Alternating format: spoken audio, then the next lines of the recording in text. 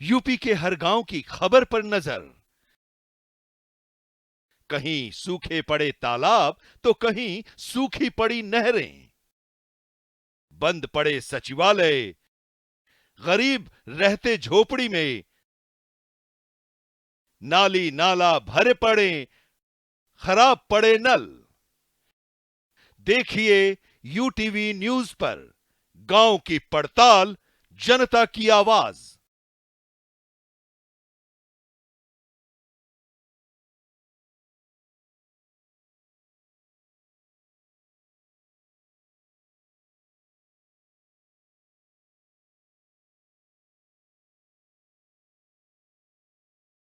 से बहुत डीजी आए हैं, बहुत अच्छा काम किया उन्होंने।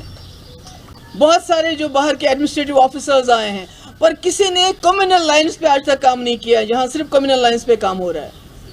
आप मुलाजिमों को नौकरी कम्युनिटी के मिलिटेंसी का इल्जाम देके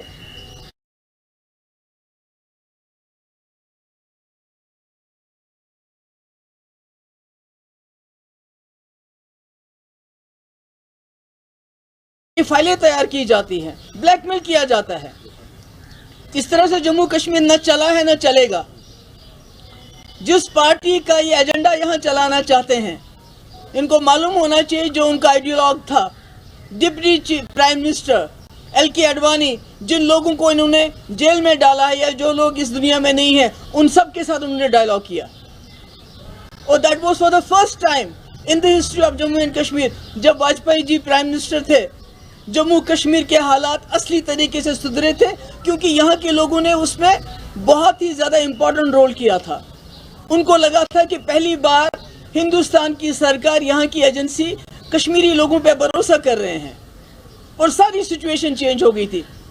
आज सबसे बड़ा फेलियर इनका नॉर्थ कश्मीर में है, जहाँ बकौल इनके, मुझे नहीं मालूम है इंजीनियर रशीद साहब के खिलाफ क्या है। अगर इसी तरह से जैसे ये बनाते हैं झूठे केसेस, अगर वैसे ही केस है तो फिर अल्लाह ताला। मगर वहाँ का जो इलेक्शन जीता गया, वो राजशुमारी के नाम पे जीता गया, जो उनके तकरीरें वहाँ चलाई गई। इनको शर्म आनी चाहिए, इनको पता चलना चाहिए वहाँ जो लोग इस मुल्क के साथ खड़े थे, चाहे वो उमर साहब थे या सजादुद्दीन लोन साहब थे, उनको लोगों ने वोट नहीं डाला, बल्कि उस सेंटिमेंट को वोट डाला जिस सेंटिमेंट को ये बंदूक के बलबूते पे खत्म करना चाहते हैं। ये इनकी सबसे बड़ी नाकामी है। He should have resigned then। उसके बाद इतने लोग, रोज हमारे जवान मारे जाते हैं, रोज हमारे जवान शहीद होते हैं। छोटे छोटे बच्चे छोड़ के, किसी की शादी अभी हुई होती है 6 महीने पर, कोई पूछताछ ही नहीं है, कोई बात ही नहीं है। उल्टा मेन स्ट्रीम को ब्लेम किया जाता है। भाई 6 साल से तो यहाँ गवर्नमेंट ऑफ इंडिया की सरकार चल रही है, क्या किया आपने? सारे हुर्रियत के लीडर या तो वो चले गए हैं दुनिया से या जेलों में आपके बंद हैं। आपने तो यहाँ के लोगों के साथ जंग छेड़ दी है, चाहे जर्नलिस्ट हो, बार एसोसिएशन हो, बिजनेसमैन हो, कोई मीडिया पे लिखता है, सोशल मीडिया पे, उसको जेल में डाल देते हो आप। You are fighting with your own people. आपने यहाँ से कहते हैं मिलिटेंसी खत्म है, तो यहाँ तो आपने अपने लोगों के साथ जंग छेड़ दी है। लोग तो दर बदर फिरते हैं, अगर किसी को नौकरी मिल भी जाती है तो वेरिफिकेशन उसको नहीं दे। तुम्हारा जो कोई बाप का रिश्तेदार था, मिलिटेंट था, वो चाहे वो जान भाग क्यों ना हुआ हो,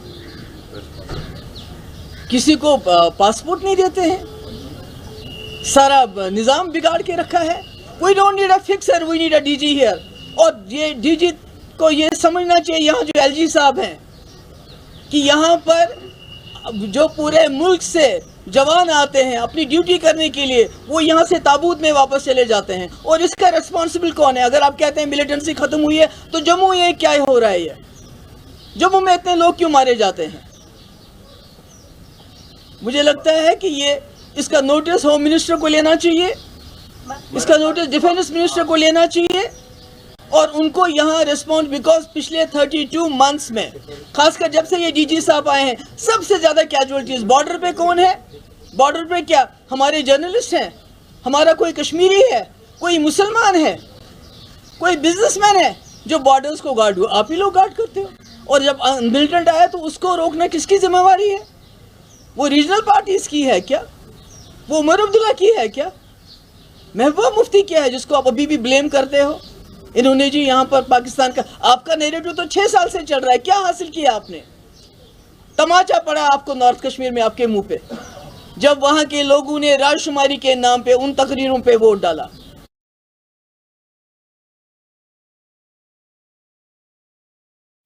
यूपी के हर गांव की खबर पर नजर,